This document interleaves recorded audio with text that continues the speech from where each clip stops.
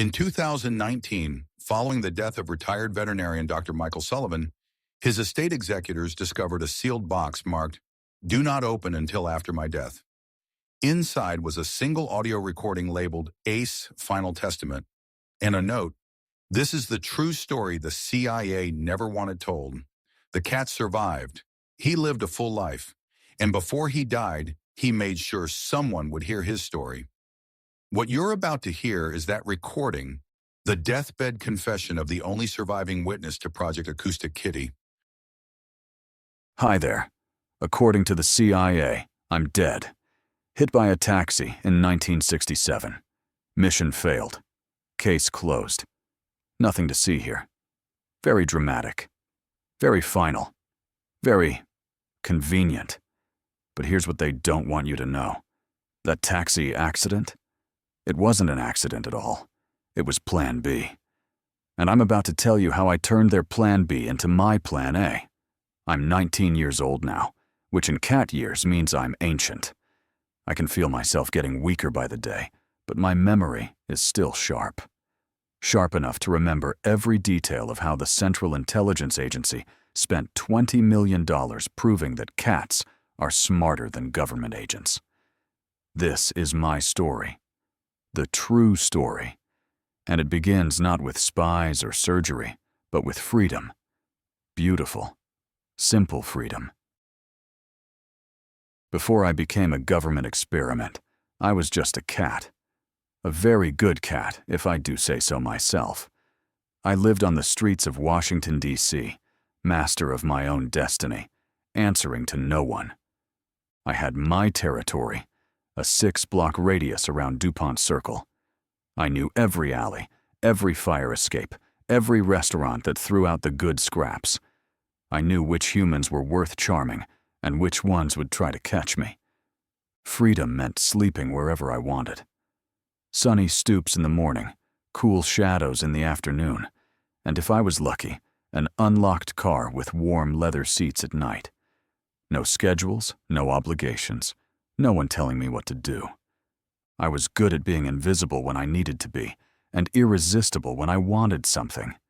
I could slip into restaurants through back doors, charm scraps from street vendors, and disappear into the urban maze whenever animal control showed up. That skill, being invisible, that's what caught their attention.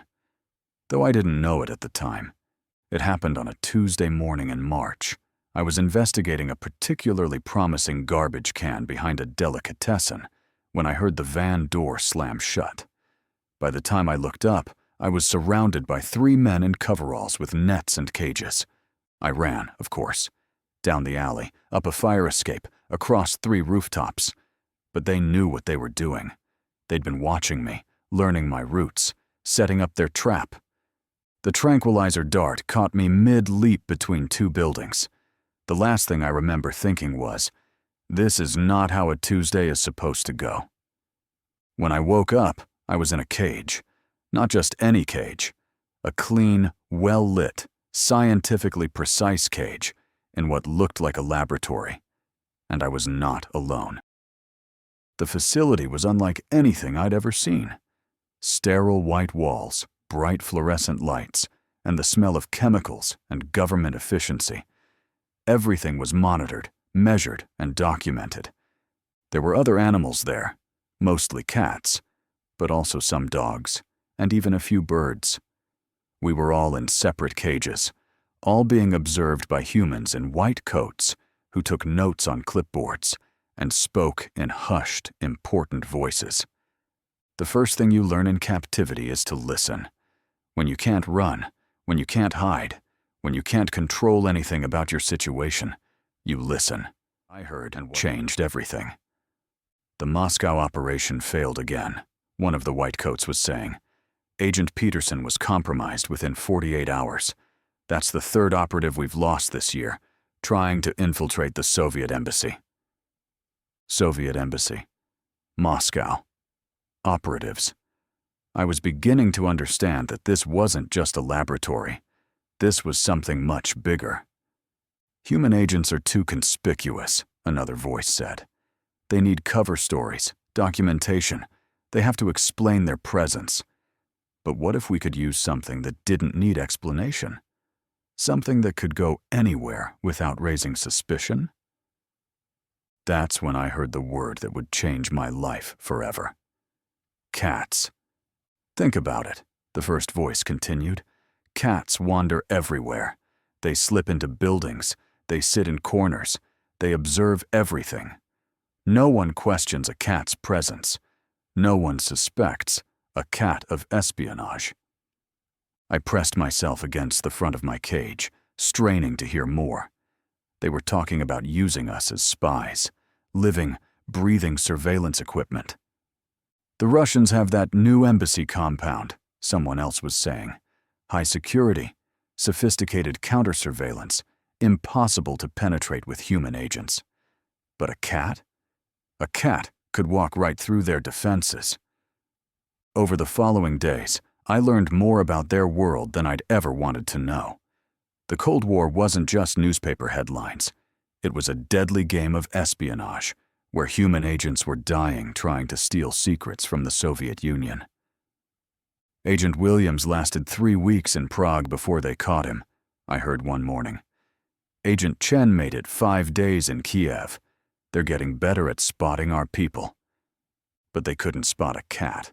Cats were invisible, ordinary, beneath suspicion. We could slip into embassy kitchens, curl up in conference rooms, position ourselves near important conversations. Project Acoustic Kitty could revolutionize intelligence gathering, the project director was saying. Imagine having an agent who could access any building, any room, any conversation, without anyone ever suspecting they were being watched. Acoustic Kitty. That's what they were calling their plan, and I was about to become their prototype. The more I listened, the more I understood their logic.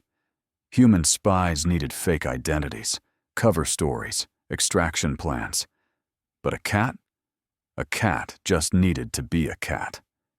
The target location is a private residence in Georgetown, I heard during one briefing. High-value intelligence, impossible to access with traditional methods. But the family has a cat. Our asset could blend in, establish a presence, gather intelligence undetected. Their asset. Me. We've tested the concept with basic surveillance, another voice added. Cats can access locations our human agents can't even approach. Embassy gardens, private homes, secure facilities. Anywhere a stray cat might wander. They'd been planning this for months, studying cat behavior, identifying ideal candidates, developing the technology they'd need to turn us into living recording devices. The surgical modifications will be minimal, someone was saying. A small microphone in the ear canal, a transmitter in the chest cavity, and a thin wire antenna threaded through the tail. The cat will be completely functional, just enhanced. Enhanced. That's what they called it when they planned to drill into my skull and fill me with government equipment. As the days passed, I began to understand the full scope of their ambition. This wasn't just about one mission or one target. They were planning to create an entire network of feline intelligence assets. Once we perfect the technology, the project director was explaining, we could deploy cats throughout the Soviet bloc. Moscow, Prague, Budapest, East Berlin. Everywhere we need eyes and ears. Eyes and ears. That's what they wanted to turn me into. Their eyes and ears in places human agents couldn't reach. $20 million, the project director said. That's the total budget for development, testing, and initial deployment. But if this works, if we can successfully infiltrate Soviet intelligence networks, $20 million. That's what they thought I was worth. That's what they were willing to spend to turn me into a spy. But I was also learning about the risks, what happened when human agents were caught, and what might happen to me if something went wrong. Agent Morrison was executed in Budapest last month, someone was saying quietly. Shot trying to escape. The Soviets don't take kindly to espionage. Executed. I was beginning to understand that this wasn't just an adventure. This was dangerous, deadly dangerous. If our asset is discovered, another voice asked, what's the protocol? I mean, it's just a cat. Would the Soviets really? They'd probably just dispose of it, came the answer. But the real risk is exposure of the program. If they found the equipment, if they realized what we were doing, dispose of it, dispose of me, like I was garbage. That's when I met Dr. Sullivan, the young veterinarian who was supposed to transform me from a cat into a spy. Dr. Michael Sullivan was 24 years old, fresh out of veterinary school, and completely unprepared for what the CIA was asking him to do. I could see it in his eyes the first time he looked at me. He was different from the others. The CIA operatives looked at me like I was equipment. The scientists looked at me like I was a test subject. But Sully looked at me like I was still a cat. This is the subject for Project Acoustic Kitty, the project director was explaining. 4 years old, excellent health, optimal size for equipment installation. We need the surgical modifications completed within 2 weeks. Subject, equipment installation. They were talking about me like I was a machine that needed upgrading. But I could see Dr. Sullivan's discomfort. His hands were shaking slightly as he reviewed the surgical plans. His voice was uncertain when he asked questions about the procedure. You want me to install a microphone in his ear canal? He asked, and thread a wire antenna through his tail. What about the risks of infection, nerve damage, behavioral changes? Good questions, Sully. Questions that showed he was thinking about me as a living being, not just as a piece of spy equipment. Dr. Sullivan, the project director said sternly, this is a matter of national security. The surgical modifications are necessary for the success of this mission. Your country is counting on you. National security. The magic words that were supposed to make everything okay.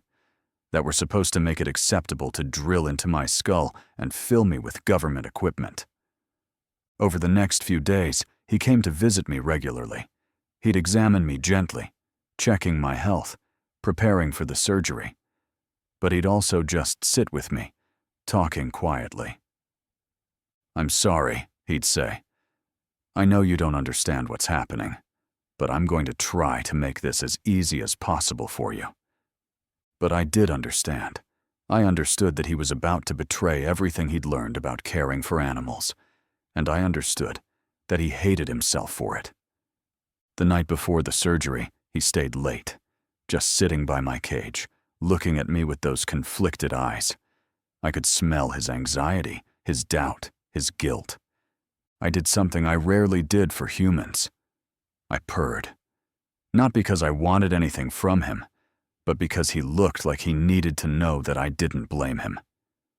He reached through the bars and gently scratched behind my ears. Tomorrow's going to be rough, he whispered, but I promise I'll be as careful as I can. Careful. That was the best he could offer. Not, I won't hurt you, or everything will be okay. Just, I'll be careful. And in that moment, I realized something important. If I was going to survive whatever was coming, I'd need Dr. Sullivan to remember that I was more than just a government experiment. I was a cat, and cats don't follow orders. The morning of the surgery, they wheeled me into the operating room on a small gurney. The room smelled like antiseptic and fear, mostly Sully's fear. He was trying to hide it, but cats can smell emotional states. I remember going under anesthesia thinking that this might be the last time I'd ever feel like myself. I was right. When I woke up, everything was wrong. My head felt heavy, unbalanced.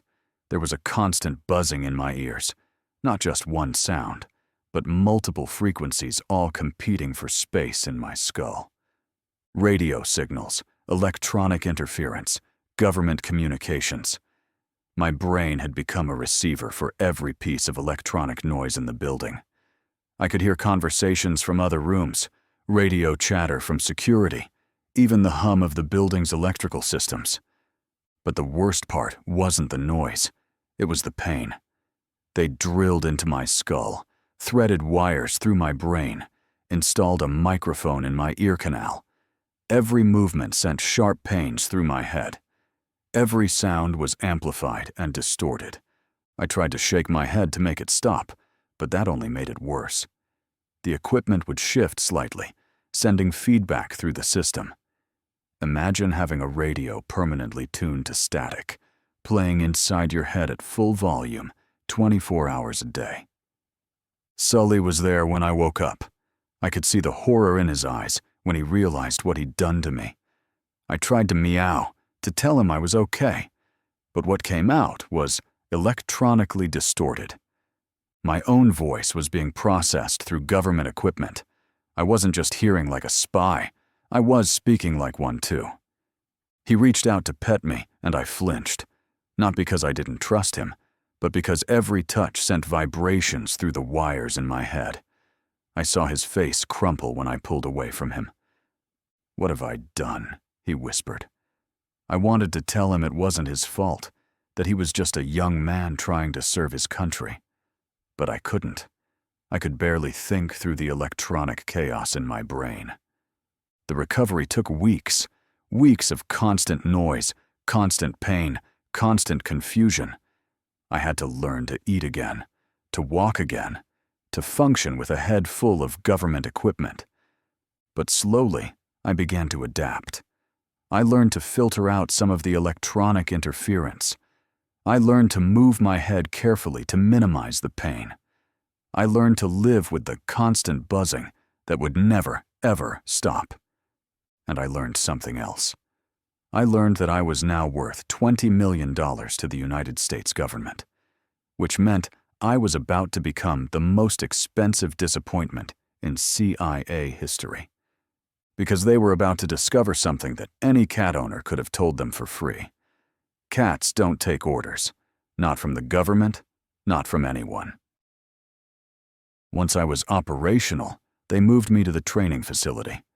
Picture a sterile room with obstacle courses, mock buildings, and a dozen very serious men in suits holding clipboards. They were about to learn why cats don't make good soldiers. Agent Martinez was the first to try. He was a man in his 50s, crew cut, very impressed with his own authority. He'd studied my file, memorized the technical specifications, and was convinced that I was now a sophisticated piece of spy equipment. "Ace," he said in his commanding voice, pointing at a cardboard mock-up of a building. "Investigate that structure.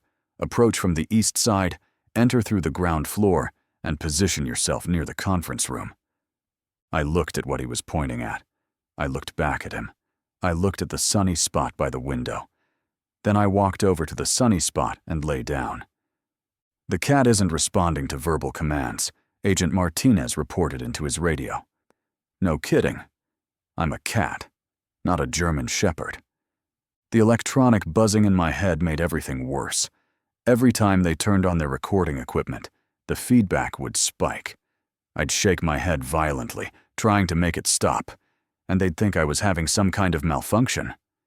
Agent Thompson tried a different approach. He thought treats would motivate me.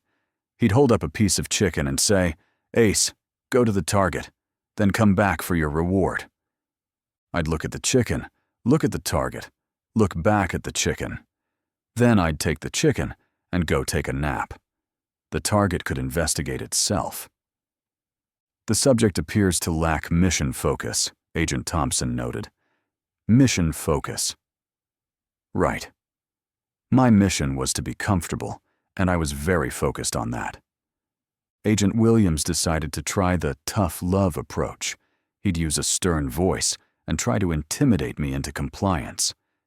Have you ever seen a cat respond well to intimidation? When Agent Williams raised his voice, I'd give him my most disdainful look and walk away. Slowly, with my tail held high, making it very clear that I was not impressed by his authority. "The asset seems to have behavioral issues," Agent Williams reported. Behavioral issues. I was behaving exactly like a cat, which was apparently the problem. The worst was when they tried to simulate a real mission. They'd built an elaborate mock-up of a Soviet embassy, complete with cardboard furniture and human actors playing diplomats. "This is a full dress rehearsal," Agent Martinez announced. "Ace will infiltrate the embassy, position himself near the conference room, and record the classified conversation between the Soviet agents." I walked to the entrance of the mock embassy. I looked around at the cardboard walls and the humans pretending to be Russian spies. Then I sat down and began grooming myself. Thoroughly. For 20 minutes. "Is the cat malfunctioning?" Agent Rodriguez asked. I wasn't malfunctioning. I was maintaining proper hygiene standards. There's a difference. They tried using laser pointers to guide me. I'd chase the little red dot for about 30 seconds, then lose interest and wander off. Target acquired and abandoned, I suppose you could say. They tried remote control devices. They'd send signals to my implanted equipment, trying to direct my movements electronically. All that did was make the buzzing in my head worse. The final disaster came during what they called the ultimate test. They'd arranged for me to practice on a real target, a low-level diplomat who was actually working for the Americans. "This is it," Agent Martinez said. "Real-world conditions, real target, real intelligence gathering. Everything we've worked for comes down to this." They transported me to Georgetown, to a beautiful house with a garden, the kind of place where a cat might actually want to spend time. Maybe this wouldn't be so bad after all. The diplomat's wife was in the garden, and she did indeed feed stray cats. She saw me, made the appropriate cooing sounds, and offered me a bowl of milk. Finally, humans who understood proper cat protocol. But then I heard Agent Martinez's voice in my earpiece.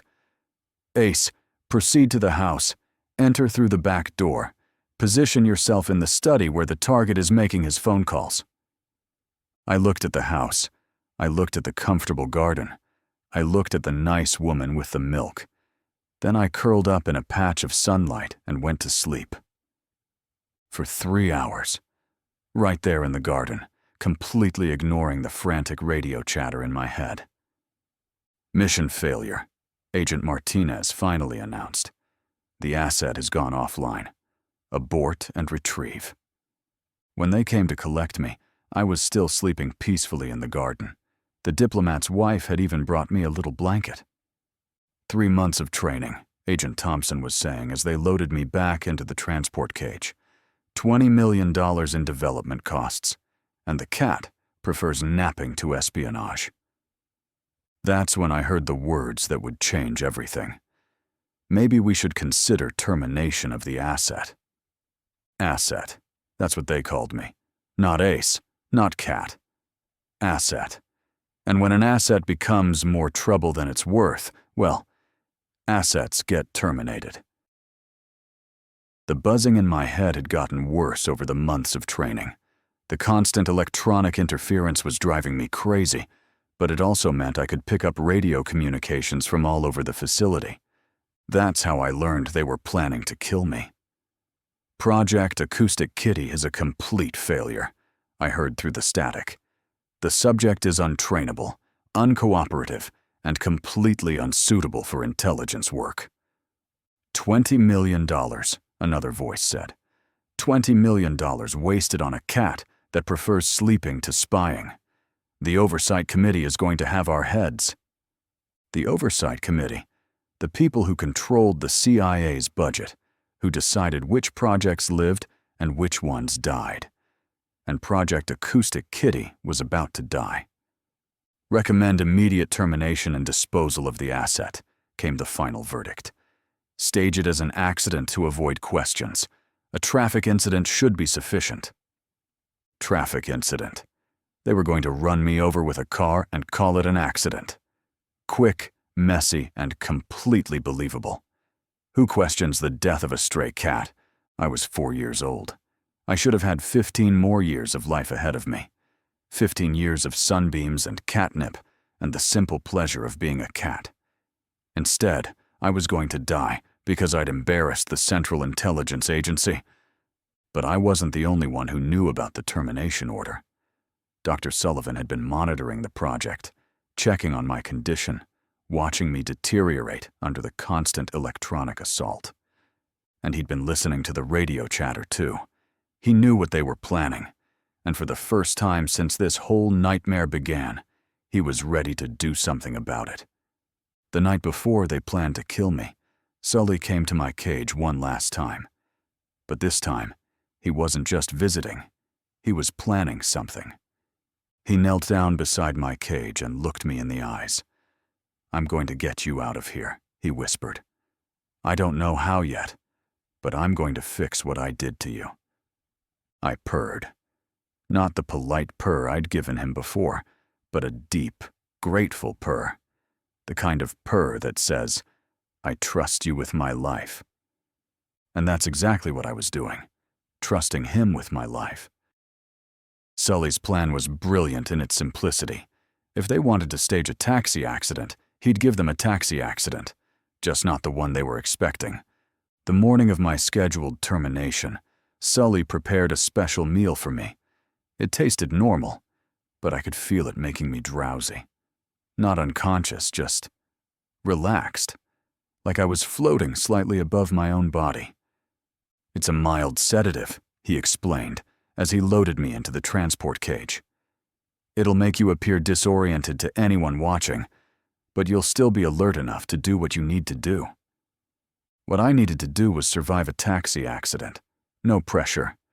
The park where they'd chosen to stage my death was beautiful. Trees, grass, actual sunlight. For a moment, I almost forgot I was about to die. This was what the outside world looked like. This was what I'd been fighting for.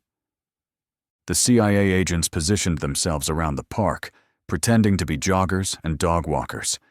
The taxi driver was one of theirs, of course. He knew exactly what he was supposed to do when I wandered into the street. But what they didn't know was that Dr. Sullivan was parked across the street in an unmarked van, watching everything. And what they definitely didn't know was that I was about to give them the performance of a lifetime.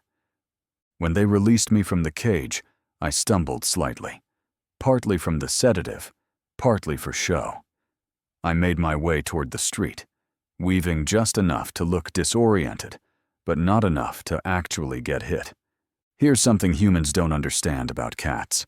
We have excellent spatial awareness and even better reflexes. When a taxi is coming at you, you don't run away from it. You use it as cover. The taxi came around the corner right on schedule. The driver saw me, accelerated slightly for effect, and aimed for where I was supposed to be. But at the last second, I rolled under the taxi instead of in front of it. The undercarriage passed over me harmlessly, while I pressed myself flat against the pavement. To anyone watching, it looked like I'd been struck and dragged. The perfect illusion. The taxi stopped, the driver got out, and everyone came running. "Oh no," Agent Martinez was saying. "The cat's been hit. Where's the body?" The body was already in Dr. Sullivan's van, very much alive and finally free. I'd rolled out the other side of the taxi and into the storm drain that Sully had told me about. The CIA spent an hour searching for my remains. They found some fur that Sully had strategically placed, some blood from the veterinary clinic, and nothing else. Must have been dragged away by other animals, they concluded. Case closed. Mission failed. Asset terminated. Project Acoustic Kitty was officially dead. Except I wasn't dead. I was just getting started.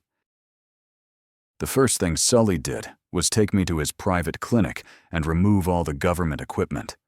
Every wire, every transmitter, every piece of spy gear that had been making my life miserable for months. The silence was incredible. For the first time in months, I could hear my own thoughts without electronic interference, my own heartbeat, my own breathing, my own purr, all without government oversight. Sully worked carefully, gently, undoing as much of the damage as he could. He couldn't undo everything.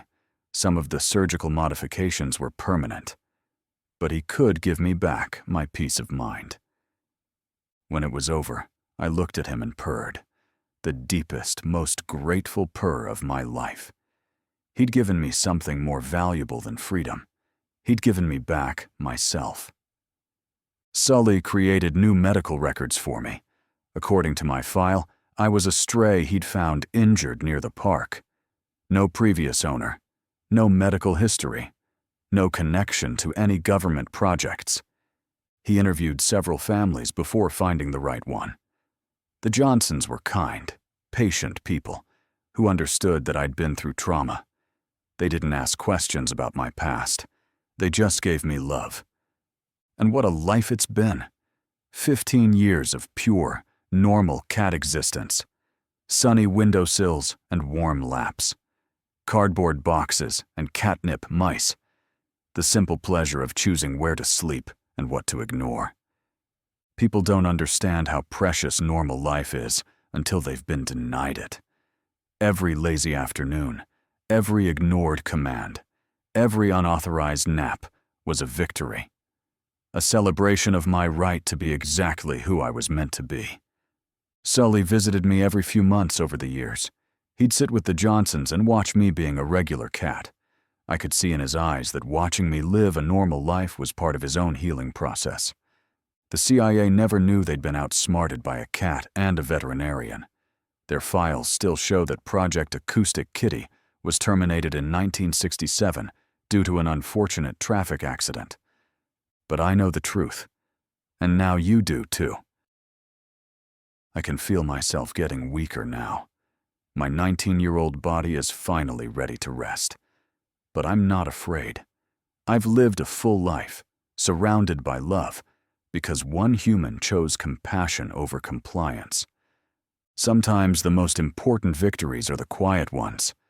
Sometimes the greatest act of rebellion is simply refusing to be what others want you to be. The CIA spent $20 million trying to turn me into a spy. All they accomplished was proving that cats are smarter than government agents. That individual lives matter more than institutional goals. If you take anything from my story, let it be this. Every creature deserves the chance to be themselves, to live on their own terms, to find their own sunny spot in the world, to choose their own path. Thank you, Sully, for giving me that chance. And thank you for listening to my story. I hope it reminds you that even the smallest acts of kindness can change everything. Now, if you'll excuse me, I have one last nap to take. The most important nap of all. Remember, cats always land on their feet, even when falling from government conspiracies.